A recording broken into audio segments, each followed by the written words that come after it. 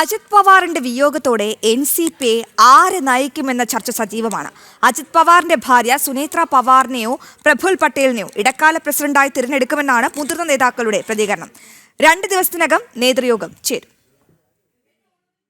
മഹാരാഷ്ട്ര ഉപമുഖ്യമന്ത്രിയായിരുന്ന അജിത് പവാറിന്റെ അപ്രതീക്ഷിത വിയോഗത്തിന് ശേഷം NCP ആര് നയിക്കുമെന്ന ചർച്ച സജീവമാണ്. ശരത് പവാർ സജീവ രാഷ്ട്രീയത്തിൽ നിന്ന് വിട പറയുമെന്ന് പ്രഖ്യാപിച്ച ഘട്ടത്തിൽ NCP ഒരുമിച്ച് NDAയ്ക്കൊപ്പം നിൽക്കാനുള്ള ചർച്ചകൾക്ക് അജിത് പവാർ തുടക്കം കുറിച്ചിരുന്നു.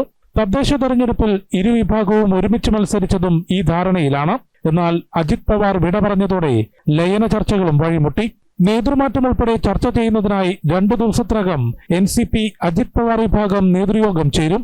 അജിത് പവാറിന്റെ ഭാര്യ സുനേത്ര പവാറിനെയോ പ്രഫുൽ പട്ടേലിനെയോ ഇടക്കാല പ്രസിഡന്റായി തെരഞ്ഞെടുക്കുമെന്നാണ് മുതിർന്ന നേതാക്കളുടെ പ്രതികരണം. കൂടാതെ മഹാരാഷ്ട്രയിൽ ഉപമുഖ്യമന്ത്രി സ്ഥാനം സുനേത്ര പവാർ ഏറ്റെടുക്കണമെന്നും ചർച്ച നടന്നിട്ടുണ്ട്. ഏപ്രിലിൽ രാജ്യസഭാ കാലാവധി അവസാനിക്കുമ്പോൾ സജീവ രാഷ്ട്രീയത്തോട് വിട പറയാനാണ് ശരത് പവാറിന്റെ തീരുമാനം. ഇതോടെ ഇരുവിഭാഗവും ഒരുമിച്ച് കേന്ദ്ര സംസ്ഥാന മന്ത്രിസഭകളിൽ കൂടുതൽ പ്രാതിനിധ്യം ഉറപ്പാക്കാനും സാധ്യതയുണ്ട്.